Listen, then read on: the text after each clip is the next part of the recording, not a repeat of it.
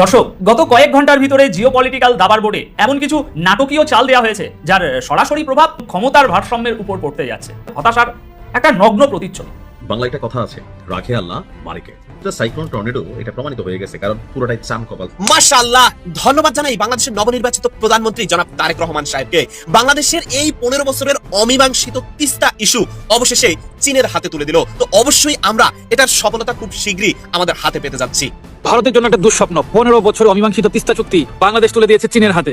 এখন মোদি কি করবে? যে 15 বছরের তিস্তা চুক্তি নিয়ে এত টালমাটাল অবস্থা, কি এক অবস্থা করে রাখছিল, কোন দশা করে রাখছিল বাংলাদেশকে, অবশেষে এটা বাংলাদেশ চীনের হাতে তুলে দিয়েছে। আলহামদুলিল্লাহ বলুন একটু। বাংলাদেশের তিস্তা মহাপরিকল্পনায় চীনের সম্ভাব্য অংশগ্রহণ নিয়ে গভীর উদ্বেগ প্রকাশ করেছে ভারত। ভারতীয় বাংলা দৈনিক আনন্দবাজার পত্রিকার এক প্রতিবেদনে জানানো হয়েছে, এই প্রকল্পে বেইজিং এর সক্রিয়তা নয়াদিল্লির জাতীয় নিরাপত্তা ও কৌশলগত স্বার্থের জন্য বড় হুমকি হয়ে দাঁড়াতে পারে।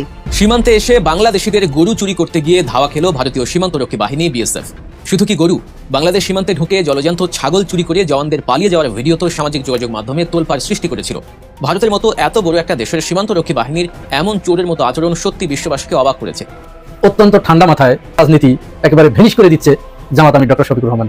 উনি কিন্তু ওনার স্বভাব থেকে বের হয়ে আসতে পারে নাই। উনি যে এই জুলাইকে বুকে ধারণ করে, মনে মনে লালন করে, সেটা ওনার বুকের মধ্যে প্রকাশ পায়। এই ভারত নিয়ে কিন্তু উনি কথা বলছে, প্রতিবাদ করছে। যে শুভেন্দু অধিকারী হলো একটা ঘুষখোর, চোর, বাটপার, চিটার। উনি হলো তার দেখিয়েছিলেন, সে ঘুষ নিয়ে সরাসরি ধরা খেয়েছিল।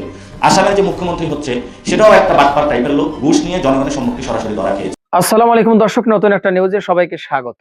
ভিডিওর শুরুতে অনেকগুলো ভিডিওর অংশ বিশেষ আপনারা ইতিমধ্যে দেখেছেন, আর হ্যাঁ, দেখেই বুঝতে পেরেছেন যে আজকের ভিডিওটি কতটুকু গুরুত্বপূর্ণ এবং আকর্ষণীয় হতে চলেছে।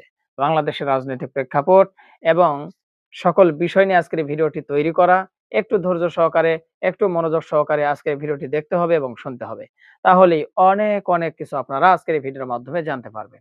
কথা বলা আমরা সরাসরি মূল নিউজে চলে যাব। তার আগে বলবো, যারা এখন পর্যন্ত আমাদের এই নাসির বার্তা ইউটিউব চ্যানেলটি সাবস্ক্রাইব করেননি, প্রতিনিয়ত এই ধরনের আপডেট, গরম গরম খবর পেতে আমাদের এই নাসির বার্তা ইউটিউব চ্যানেলটি সাবস্ক্রাইব করুন। যারা করেছেন ধন্যবাদ। চলুন একটা লাইক দিয়ে মূল নিউজে চলে যাই।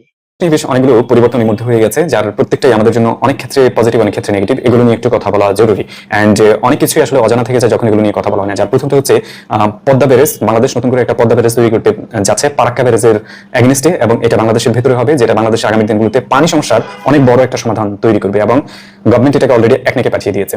অ্যান্ড দেন দ্বিতীয়টা হচ্ছে আমাদের বর্ডার ক্রাইসিস, যে বর্ডার ক্রাইসিসকে নিয়ে বড় ধরনের শঙ্কা তৈরি হয়েছে এবং সেটা নিয়ে অনেক মানুষ উদ্বিগ্ন। অ্যান্ড তৃতীয়টা হচ্ছে আমাদের তিস্তা প্রজেক্ট, বহুমুখী প্রকল্প। এই তিনটা নিয়ে আমি ছোট্ট একটা আলোচনা করবো যে এটা আসলে কি হতে যাচ্ছে। সো পদ্মা ব্যারেজ মূলত আমাদের জন্য একটা লাইফলাইন প্রজেক্ট হতে যাচ্ছে আগামী দিনগুলোতে, বিশেষ করে রাজশাহী, নওগাঁ, রাজবাড়ী, পাবনা এই ধরনের এরিয়াতে বা পদ্মার পারে যে মানুষগুলো এদিকে বসবাস করে তাদের জন্য, বিশেষ করে বর্ডার থেকে এই পাশে তাদের জন্য। কেন?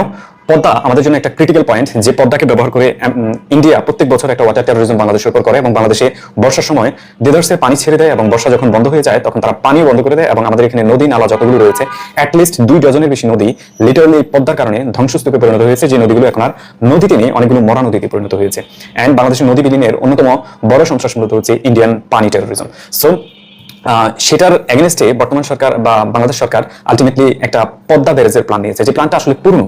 হাসিনা সরকার এটাকে বাতিল করে দিয়েছে, কারণ এখানে যদি পদ্মা ব্যারেজ করা হয় তাহলে পদ্মা ব্যারেজ করলে যে পানিটা আটকাবে সেটার জন্য বাংলাদেশ তো ক্ষতিগ্রস্ত হবে না, বরং পানি আটকানোর কারণে ইন্ডিয়া ক্ষতিগ্রস্ত হবে। সো ইন্ডিয়ার ওয়েস্ট বেঙ্গলে পানি সরানোর রাস্তা তারা খুঁজে পাবে না, এবং সেই জন্য হাসিনা সরকার আলটিমেটলি যা করার তা করেছে, সে তো ইন্ডিয়ার গোলামি করতে করে গেছে এবং সেটাকে বাতিল করে দিয়েছে, এবং ওপেন ফিল্ডে এসে বলেছে যে এই প্রজেক্ট আমাদের জন্য ফিজিবল নয়। অথচ এই প্রজেক্ট যদি আমরা ডেভেলপ করি, এই প্রজেক্টের কারণে আমাদের 1.9 মিলিয়ন হেক্টর জমি পুনরায় চাষাবাদ উপযোগ্য হবে, এবং যেখানে সারা বছর ধরে বিভিন্ন ধরনের ফসল আমরা তুলে আনতে পারবো। এর চেয়ে বড় কথা, এই প্রজেক্টে যে বাঁধ তৈরি করা হবে, ব্যারেজ তৈরি করা হবে, এই ব্যারেজ ব্যবহার করে 113 মেগাওয়াটের বেশি বিদ্যুৎ উৎপাদন করা সম্ভব হবে। তৃতীয়ত, এই প্রজেক্টের কারণে যে নদীগুলো আমরা এতদিন কোনোভাবে ব্যবহার করতে পারতাম না, যে নদী দিয়ে পানির কোনো প্রবাহ থাকতো না, সেই পানির প্রবাহ সৃষ্টি হবে, এবং যে নদীগুলো অলরেডি মরে যাওয়ার পথে গিয়েছে সেগুলোকে পুনরুদ্ধার করার রাস্তা তৈরি হবে। এবং পদ্মা ব্যারেজ করতে গিয়ে যে এন্টায়ার প্রকল্প রয়েছে, সেই প্রকল্প করার কারণে পাশাপাশি এরিয়াগুলোতে পদ্মার পাড়ের দুপাশে বিভিন্ন ধরনের কৃষি বেসড অনেকগুলো প্রজেক্ট তৈরি করার সম্ভাবনা তৈরি হবে, যাতে করে অন্তত 19টা জেলার মানুষের বড় ধরনের অর্থনৈতিক মুক্তি হওয়ার সম্ভাবনা রয়েছে। সো এটা আমাদের ইকোনমির জন্য ফিজিবল এবং গুড একটা প্রজেক্ট, যেটাকে জোর করে এতদিন আটকে রাখা হয়েছে, এবং এখন এটাকে একদিকে পাঠানো হয়েছে। আমি আশা করব এই প্রজেক্টটা হবে, যে প্রজেক্টের খরচ ধরা হয়েছে প্রায় 33,000 কোটি সামথিং। এই প্রজেক্ট সবসময় এক জায়গায় থাকে না, কারণ এটা লেন্দি প্রজেক্ট, একসময় গিয়ে এটার দাম বাড়ে, প্রজেক্টের প্রাইস বেড়ে যায়, কারণ প্রোডাক্টের দাম বেড়ে যায়। এন্ড দেন এই প্রজেক্টের সাইড প্রজেক্ট, এখানে নদী শাসন সহ আরো অনেক কিছু রয়েছে, যেমনটা আপনি পদ্মা করার সময় দেখেছেন যে পদ্মা ব্রিজের খরচ মাত্র $2.5 বিলিয়ন, $3 বিলিয়ন, কিন্তু সাইড প্রজেক্টের খরচ চলে গেছে প্রায় $6 বিলিয়ন উপরে। সো সেম ভাবে পদ্মা ব্যারেজ করার পর পদ্মা ব্যারেজের পাশাপাশি যে সাইড প্রজেক্ট করতে হবে, নদী শাসন থেকে শুরু করে আনুষঙ্গিক যত খরচ, রাস্তা এমন যত কিছু রয়েছে এবং ইলেকট্রিক ল্যান্ড ট্যান্ড সবকিছু মিলে, সো সেখানে খরচটা চলে যাবে অলমোস্ট 48,000 কোটি টাকার বেশি। এর মাইনিংস হচ্ছে প্রায় 4.5 থেকে 5 বিলিয়ন ডলারের বেশি আমাদের এখানে খরচ হবে। স্টিল এটা আমাদের জন্য মানে সেকেন্ড বা থার্ড লার্জেস্ট প্রজেক্ট হতে পারে, কারণ পদ্মার আগে অনেক বড় প্রজেক্ট বাংলাদেশ করে ফেলেছে, যেমনটা হচ্ছে রূপপুর পারমাণবিক বিদ্যুৎ কেন্দ্র, প্রায় 13.5 বিলিয়ন ডলারের প্রজেক্ট। সো বাংলাদেশ এমন প্রজেক্ট করতে পারে, এটা অবিসম্ভবের কোনো বিষয় নয়, এটা সম্ভব এবং খুব ভালোভাবেই সম্ভব। এই প্রজেক্ট আমাদের জন্য অনেক জরুরি এবং পানি নিয়ে যে ইন্ডিয়ান টেরোরিজম রয়েছে সেটার কাউন্টারের সবচেয়ে বড় সমাধান হচ্ছে পদ্মা ব্যারেজ তৈরি করা। এন্ড ব্যারেজ একবার আপনি তৈরি করেন তখন ইন্ডিয়া সোজা হবে এবং পানি নিয়ে ঝামেলা তৈরি করার চান্সটা কমে যাবে। নাম্বার 2, যে আমাদের বর্ডার ক্রাইসিস। পশ্চিমবঙ্গে শুভেন্দু নির্বাচিত হওয়ার পর শুভেন্দু ঘোষণা দিয়েছে এখান দিয়ে বিশাল একটা মানে কাঁটাতারের বেড়া সে তৈরি করবে, পুরো অঞ্চলকে সে নিয়ন্ত্রণ করবে, যেখানে কোনো ধরনের মানে মানুষ যাতায়াত সে করতে দিবে না, মানে লাইক কাইন্ড অফ গাঁজার মতো তাদের দৃষ্টিতে তারা আইসোলেট করে যাওয়ার চিন্তা ভাবনা করে গেছে বাংলাদেশকে। অ্যান্ড সেটা আলটিমেটলি একটা বড় সমস্যা হয়ে দাঁড়িয়েছে বাংলাদেশের জন্য, বিশেষ করে বাংলাদেশের ফরেন মিনিস্ট্রি, বাংলাদেশের হোম মিনিস্ট্রি, দুই দিক থেকে এটাকে মোকাবেলা করতে হবে, কারণ বর্ডারে কিলিং হচ্ছে। গত 2 দিনেও সম্ভবত 3 থেকে 4 জনের হত্যার শিকার হয়েছে বর্ডারে। সো বর্ডারে মিক্স রিজন রয়েছে বর্ডার কিলিং এর, কিন্তু যে কাঁটাতারের বেড়াকে কেন্দ্র করে তারা মনে করে যাচ্ছে বাংলাদেশকে বিপদে ফেলবে, বাংলাদেশকে আইসোলেটেড করে ফেলবে, সেটা আসলে কোনোভাবে এখানে সম্ভব হবে না। রিজন হচ্ছে বাংলাদেশ কাঁটাতারের বেড়া দেখ আর যত কিছু দেখ সেটা তাদের টেরিটরিতে দিলে আমাদের কোনো সমস্যা নেই। এবং আমাদের প্রধানমন্ত্রীর পররাষ্ট্র উপদেষ্টা হুমায়ুন কবির গতকালকে খুব ক্লিয়ারলি বলেছেন যে বর্ডারে যে কোনো ধরনের ক্রাইসিস বা কাঁটাতারের বেড়া এগুলোকে নিয়ে ভয় পেয়ে আমরা টিকে থাকবো না, বরং আমরা আমাদের মতো চলবো। সো আমরা যে কোনো ধরনের মানে বাংলাদেশ যে কোনো ধরনের নেগেটিভ ইস্যুকে স্ট্রংলি প্রোটেস্ট করবে এবং সেটাকে মোকাবিলা করবে, এই ধরনের কথা তিনি বলেছেন। কতটা সত্য পারে কতটা সত্য না পারে সেটা সময় বলে দিবে, এবং সেটার জন্য যদি না পারে বা সেটা নিয়ে যদি দ্বিচারিতা দেখি তাহলে সবার আগে এটা নিয়ে ক্রিটিক্স হিসেবে বড় ধরনের জবাব দেওয়া হবে, বাট এটা নিয়ে কথা বলা হবে। এখন পর্যন্ত সরকার তো বলেছে, সো দেখি তারা আসলে কি করতে পারে। দেন হচ্ছে তিস্তা ব্যারেজ। তিস্তা ব্যারেজ আমাদের জন্য অন্যতম গুরুত্বপূর্ণ একটা প্রজেক্ট, বিশেষ করে এন্টার উত্তরবঙ্গ, রংপুর, দিনাজপুর, নীলফামারী, এই ধরনের যতগুলো এরিয়া রয়েছে এই এরিয়াগুলোতে সবচেয়ে বড় ক্রাইসিস হচ্ছে পানি। যে পানির সবচেয়ে বড় ডিস্ট্রাকশনটা তৈরি করে উত্তরবঙ্গের সরকার, মানে পশ্চিমবঙ্গের সরকার মূলত সেখান দিয়ে পানিগুলোকে আটকে দিয়ে আমাদেরকে বিপদে ফেলে।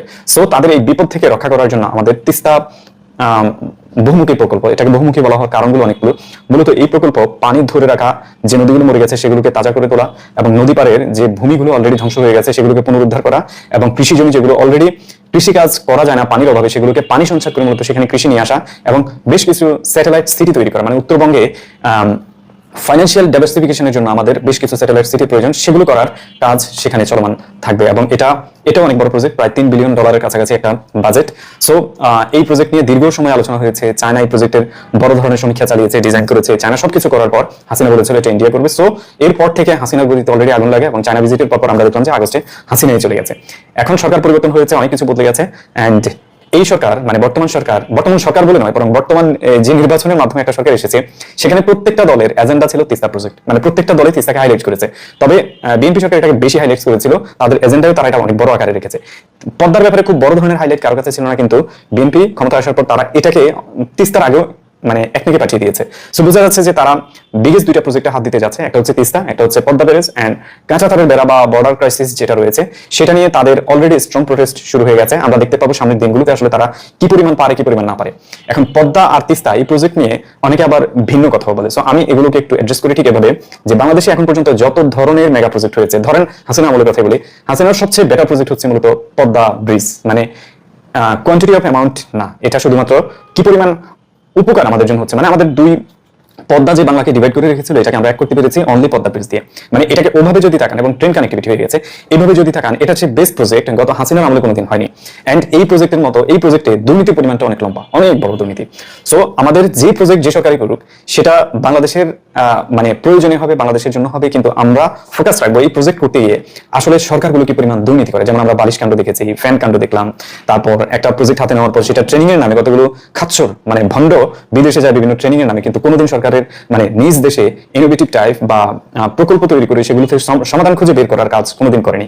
ইভেন এসি চালানোর জন্য তারা বিদেশে ট্রেনিং করতে চায়। সো এই যে দুর্নীতির একটা মহড়া বা দুর্নীতি করা সেটা যেন না হয়, সেগুলো দিকে আমরা সবচেয়ে বেশি খেয়াল রাখবো, এবং এটা নিয়ে আমরা বারংবার কথা বলে যাবো। এন্ড আমি আপনাদের কথা দিচ্ছি, এই ধরনের যদি কোনো কিছু আমি কখনো দেখতে পাই, মানে আমি হোপফুলি দেখতে পাবো, রিজন হচ্ছে বাংলাদেশে এটা কালচারে পরিণত হয়ে গেছে যে অন্যায় অত্যাচার দুর্নীতি এগুলো। সো এই ধরনের কিছু যদি সামনে আসে আমি মাস্ট এটা নিয়ে কথা বলবো। কিন্তু এখন পর্যন্ত এই যে 2টা প্রজেক্ট এবং কাঁটাতারের বেড়া নিয়ে বাংলাদেশ যে স্ট্রং অবস্থান নিয়েছে, এই 3টা অ্যাপ্রিশিয়েট করার মতো আমি জাস্ট অ্যাপ্রিশিয়েশনটা দিয়ে গেলাম। এন্ড আশা করবো এই প্রজেক্টগুলো আমরা খুব স্বল্প সময়ে দেখতে পাবো কাজ শুরু হচ্ছে, এবং এটার রেজাল্ট আমরা খুব দ্রুত পেতে চাই। রিজন হচ্ছে আমরা আমাদের কৃষিকে যদি টিকাতে না পারি, অ্যাজ এ স্টেট হিসাবে আমাদের সার্ভাইভ করা কঠিন হয়ে যাবে। এবং বাংলাদেশ এত বড় একটা জনবহুল দেশ, যেটার মধ্যে এত বিশাল কৃষি উৎপাদন থাকার পর আমাদের সবচেয়ে বেশি আমদানি করতে হয়, এবং খাদ্য আমদানিতে আমরা পৃথিবীর 11তম লার্জেস্ট। বুঝতেই পারছেন যে আমরা আসলে কি মানে ম্যাসিভ আকারের উৎপাদন আছে, তারপরও আমাদের অভাবটা এই জন্য যে আমাদের এখানে কনজিউমার অনেক বেশি, মানে মানুষ অনেক বেশি, যার কারণে আমরা এত উৎপাদন করেও সমাধান দিতে পারছি না। সো এই দুই প্রজেক্ট আমাদের জন্য বিশাল একটা লাইফলাইন হবে। এবং হাসিনা আমলে যেমন বেশ কয়েকটা বড় প্রজেক্ট হয়েছে, যেগুলো খারাপ হাসিনাকে আপনি ভালোভাবে এই জন্য মাথায় নেবেন, মানে এইভাবে আপনি গণ্য করবেন যে খারাপ হাসিনার ভালো কিছু ছিল, সেটা পদ্মা, সেটা হতে পারে মাতার বাড়ি অথবা অন্য কিছু। কিন্তু ঠিক একইভাবে এই যে রানিং সরকার আছে, সেই সরকারের হয়তো পদ্মা ব্যারেজ এবং তিস্তা বহুমুখী প্রকল্প, এই দুটাকে সেই আগামী দিনগুলোতে হয়তো এভাবে দেখতে হতে পারে। জামাত ইসলামের সাথে পূর্ণ আপোষ করতে বাধ্য হচ্ছে বিএনপি সরকার। হ্যাঁ, এতদিন লাস্ট 2 দফায় আপোষের কথা শুনেছেন। একটা ছিল ইউনূসের আমলে, সেটা মৌলিক কিছু বিষয়ের উপর কিছু আপোষ ছিল, সে আপোষ থেকে বিএনপি সাময়িক সময়ের জন্য একটু দূরে সরে গিয়েছিল। আবার জাতীয় সংসদের প্রথম অধিবেশনের শেষের দিনের আগে আরেকটা আপোষ জামাতের সাথে হয়েছে, সেখানেও আংশিক, যে না আমরা বিরোধিতা করব, আমাদের মধ্যে কিছু ইখতিলাফ থাকবে, কিন্তু কিছু কিছু বিষয়ের উপর আমরা আসলে এক থাকবো। এটা আংশিক আপোষ ছিল। আর সরকারি দল বিরোধী দল তারা তো একজোট না, তাদের মধ্যে কখনো পূর্ণ আপোষ হয় না, আংশিক আপোষই হয়। যেমন বিএনপি জামাত যখন জোট ছিল, তখনকার সময় তাদের যে দৃষ্টিভঙ্গি, তাদের যে চিন্তা দর্শন, ফরেন পলিসি, ভারত বাংলাদেশ সম্পর্ক, বাংলাদেশ চীন সম্পর্ক, বাংলাদেশ যুক্তরাষ্ট্র সম্পর্ক, বাংলাদেশ পাকিস্তান সম্পর্ক, এই বিষয়ে তখনকার সময় বিএনপি এবং জামাতের যে আকীদা এক অভিন্ন ছিল। এখনকার বিএনপি এবং জামাতের আকীদা এইসব বিষয়ে এক অভিন্ন হওয়ার কথা নয়। আরো নানান বিষয়, যেমন আওয়ামী লীগকে জামাত কিভাবে দেখে, বিএনপি কিভাবে দেখে, এগুলো এক অভিন্ন ছিল, কারণ তারা জোট ছিল। জাতীয় পার্টিকে জামাত কিভাবে দেখে, বিএনপি কিভাবে দেখে, এগুলো এক অভিন্ন ছিল। হ্যাঁ, তারপরেও তারা আলাদা দল, এটা এটা এটা রাজনীতিতে আলোচ্য বিষয়, এটা একদম দলের ইন্টারনাল। জামাত একটা ধর্মভিত্তিক ইসলামী দল, আর বিএনপি একটা জাতীয়তাবাদী দল, এটা আলাদা বিষয়। কিন্তু সরকার, ফরেন পলিসি, রাজনীতির মৌলিক বিষয়ে জোট ছিল, মানে এক অভিন্ন ছিল। 1971 প্রশ্নে জামাতের আকীদা আর বিএনপির আকীদা সম্পূর্ণ এক।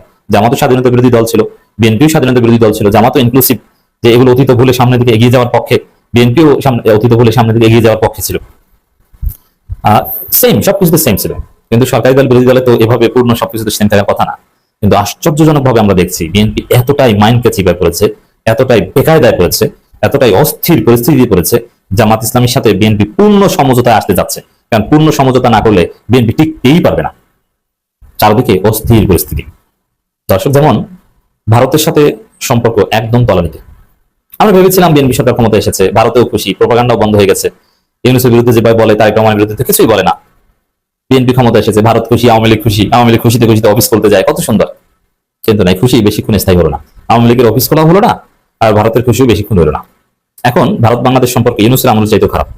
সেই 10টা অস্ত্র মামলা, উলফাকে আশ্রয় দেওয়া, 7 সিস্টার্স নিয়ে যে বিএনপির একটু চালাকি, ওই সময় যেরকম সম্পর্ক অত্যন্ত খারাপ ছিল, এখন ওইরকম খারাপ। এমনকি ভারত বাংলাদেশে সামরিক আগ্রাসন চালানো এবং পায়ে পাড়া দিয়ে ঝামেলা বাঁধানোর ইশারা ইঙ্গিত দিচ্ছে। যেমন ভারত একটা আন্তঃমহাদেশীয় ক্ষেপণাস্ত্র পরীক্ষা করেছে, সেটা বাংলাদেশের কোল ঘেঁষে ভারত মহাসাগরে করেছে, বঙ্গোপসাগরে বা ভারত মহাসাগরে। তো সেখানে বাংলাদেশের ভূখণ্ডে আলোর ঝলকানি দেখা গেছে। সে আলো দেখে বাংলাদেশের মানুষ নানান রহস্য করেছে, এটা কিসের আলো, এটা কি কোনো দৈব বা প্রাকৃতিক কিছু, না আল্লাহর পক্ষ থেকে কিছু, না কি বুঝতে পারেন। একটা পর্যায়ে জানা গেল যে ভারত ক্ষেপণাস্ত্র পরীক্ষা করেছে। তো এটা বাংলাদেশের ভিতরে আলোর ঝলকানি দেখানো, এটা হচ্ছে সুনির্দিষ্টভাবে, সুস্পষ্টভাবে বাংলাদেশের প্রতি এক ধরনের সামরিক বার্তা, যে আমরা তোমাদের উপর হামলা করলেও করতে পারি, এ ধরনের বার্তা দেওয়া হয়, নাম্বার 1। দ্বিতীয় হচ্ছে যুক্তরাষ্ট্রের সাথে বাণিজ্য চুক্তি নিয়ে মাইনকে চেপে পড়েছে। এটা জনগণ যেভাবে জেনে গেছে, এবং এই চুক্তি মানতে বিএনপি কষ্ট হচ্ছে, আবার না মানার উপায় নেই, সবকিছুর গোমর ফাঁস হয়ে গেছে। তাতে বিরোধী দল যদি সামান্য বিরোধিতা করে, জামাত যদি সামান্য বিরোধিতা করে, সামান্য, ওইটা সামাল দেওয়ার মতো কোনো সক্ষমতা বিএনপি সরকারের নেই। বিএনপি সরকার এখন একদম অসহায়, নিরুপায় হয়ে গেছে। যেমন জামাত যদি একটু বিএনপির হাত ছেড়ে দেয়, তাহলে বিএনপি শেষ। ভারত যেভাবে বিএনপি সরকারকে, বাংলাদেশকে এখন চেপে ধরছে, যেমন বর্ডারে, পশ্চিমবঙ্গের সাথে বর্ডারে যেভাবে পশ্চিমবঙ্গের সাথে বর্ডারে যেভাবে তারা অতি দ্রুত কাটাতারে বেড়া নির্মাণের কথা বলছে, এটা পায়ে পড়ে ঝামেলা বাঁধানো, এবং আরো যেসব অস্থির পরিস্থিতি, এবং শুভেন্দু যেভাবে হুমকি ধমকি দিয়েছিল বা এখন যে পরিকল্পনা করছে, অ্যাজ ইফ যে আওয়ামী লীগের সাথে মিলে বাংলাদেশে হামলা করে, সামরিক হামলা করে হাসিনাকে রিপেট্রিয়েট করে দিবে, এরকম একটা প্ল্যান। এই পরিস্থিতিতে জামাত যদি সামান্য সময়ের জন্য বিএনপির হাত ছেড়ে দেয়, বিএনপি একদম পড়ে যাবে। যুক্তরাষ্ট্রের সাথে চুক্তি নিয়ে যে বেকায়দায় পড়েছে এবং পরিস্থিতির শিকার হয়ে বাধ্য হয়ে যেভাবে বিএনপি সরকার নাটকীয়ভাবে চীনমুখী হচ্ছে, এই পরিস্থিতিতে জামাত যদি সামান্য সময়ের জন্য বিএনপির হাত ছেড়ে দেয়, বিএনপি একদম অতল গহ্বরে তলিয়ে যাবে, টিকবে না। এবং পাকিস্তানের স্বরাষ্ট্রমন্ত্রী বাংলাদেশে আসছেন, এবং দেশের অর্থনীতির যে অবস্থা, রেমিটেন্সের যে অবস্থা, ব্যবসা বাণিজ্যের অবস্থা ভালো না। বিএনপি ক্ষমতা এসেছে, একটা পয়সা এখন পর্যন্ত ইনকাম করতে পারো না, অথচ শুধু টাকা নষ্ট করেছে ফ্যামিলি কার্ডের মতো ফালতু প্রজেক্টের নামে। কর্মসংস্থানের কোনো খবর নাই। মানে চারদিকে যে অস্থির পরিস্থিতি, এতে বিরোধী দল যদি একটু হেল্প না করে, বিএনপিকে যদি বেকায়দায় ফেলতে যায়, ল্যাং মেরে মুহূর্তের মধ্যে ফেলে দিতে পারে। এটা বিএনপি উপলব্ধি করেছে যে এখন যে পরিস্থিতি, এতে বাঁচার উপায় একদিকে ভারত, যুক্তরাষ্ট্র এদের দালালি ছেড়ে চীনমুখী হতে হবে, আর দেশের ভিতরে জামাতকে সাথে লাগবেই। এই জন্য বিএনপির ভিতরে নির্দেশনা চলে এসেছে যে জামাতকে রাজাকার বলা, অমুক তমুক বাবা, এগুলো বাদ দাও, এগুলো বলা যাবে না, জামাতের সাথে মিলে মিশে এখন কাজ করতে হবে, নইলে দেশের অবস্থা খারাপ হয়ে যাবে। আর জামাতও ফিল করছে যে ভারত যদি আগ্রাসন চালায়, তাহলে ওই যে আমরা যেটা বলেছি যে আওয়ামী লীগ ফিরে এসে বিএনপি জামাত উভয়কে এক দড়িতে বেঁধে পিটাবে এবং এক দড়িতে ফাঁসি দিবে। আওয়ামী লীগ যদি এই ভারতের যে একটা সামরিক আগ্রাসনের সূক্ষ্ম পরিকল্পনা, যদি এত সহজ না, এরকম হয়তো শুভেন্দুদের মতো উগ্রবাদীদের মাথার মধ্যে আছে, যদি এরকম কোনো ঘটনা ঘটায় বাংলাদেশে, আওয়ামী লীগ যদি রিপিট করে দিতে পারে, সেটা সেই সিসির মতো কোনো শাসনের মধ্য দিয়ে হোক আর সরাসরি অন্য কোনো ভাবে হোক, যদি এরকম কিছু ঘটে, তাহলে আই রিপিট, ইউনূস সরকারের লোকজন, এনসিপি, জামাত, বিএনপি এদেরকে এক দড়িতে ফাঁসি দিবে। এটা জামাত জানে, যার ফলে জামাতও বিএনপি কোঅপারেট করছে এবং বিএনপি ও জামাতের হাতে পায়ে ধরছে, প্লিজ ভাই আমাদেরকে বাঁচান, আমরা এই রাজাকার রাজাকার খেলা এগুলো পরে খেলি, আমরা এখন একসাথে বাঁচি। এই জন্য পূর্ণ আপোষ করতে বাধ্য হচ্ছে। এরই অংশ হিসাবে মেজর হাফিজের মাধ্যমে জামাত এটা সুযোগে আসল জিনিস আদায় করে নিচ্ছে এবং বিএনপিও দিয়ে দিচ্ছে। মেজর হাফিজ মাননীয় স্পিকার এবং বিএনপি নেতা, তিনি বলেছেন, দেখেন ৭১ বিরোধী জামাত আর এখনকার জামাত এক নয়। আপনি কি মনে করেন? মেজর হাফিজ তো অতীতে জামাতের বিরুদ্ধে অনেক বলেছে। মেজর হাফিজ কিন্তু জামাতকে দেখতেই পারতো না, রাজাকার, স্বাধীনতার বিরুদ্ধে এগুলো বলে গালি দিত।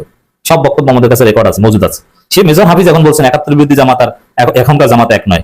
জামাতের সংসদ সদস্যদের মধ্যে একজন মুক্তিযোদ্ধা আছে, আরো কয়েকজন মুক্তিযোদ্ধা আছে, এইসব কথাবার্তা বলছেন। এর মানে জামাতকে নরমালাইজ করছেন। জামাত মানে এই যে কথা যে ৭১ জামাতের এই জামাত এক নয়, জামাতের লড়াই তো এই জায়গায় যে হ্যাঁ এইটাই তারা প্রতিষ্ঠিত করতে চায়। এই সার্টিফিকেট বিএনপি দিয়ে দিল কেন? কি মনে করেন? এমনি দিয়ে দিল? এবং প্রচন্ড জামাত বিরোধী মেজর হাফিজ, ভারতপন্থী মেজর হাফিজ জামাতকে এত সুন্দর সার্টিফিকেট দিয়ে দিবে? একজন বীর মুক্তিযোদ্ধা খেতাবপ্রাপ্ত, তিনি জামাতকে ভাবে নরমালাইজ করে দিবেন? ফজু পাগলাদের মুখে চপেটাঘাত করে। দর্শক, আশা করি পুরো ভিডিওটি দেখেছেন। এবার অবশ্যই আপনাদের মূল্যবান মতামত জানিয়ে দিন, পারলে ভিডিওটি শেয়ার করে সবাই দেখার সুযোগ করে দিন। আর আমাদের এই চ্যানেলে যদি আপনারা নতুন হন, প্রতিনিয়ত এই ধরনের আপডেট, গরম গরম খবর পেতে আমাদের এই চ্যানেলটি সাবস্ক্রাইব করুন। যারা ইতিমধ্যে সাবস্ক্রাইব করেছেন তাদের ধন্যবাদ জানিয়ে আজকের মতো এখানে বিদায় নিচ্ছি। দেখা হচ্ছে নতুন কোনো ভিডিওতে। সে পর্যন্ত সবাই ভালো থাকবেন, সুস্থ থাকবেন। আল্লাহ হাফেজ।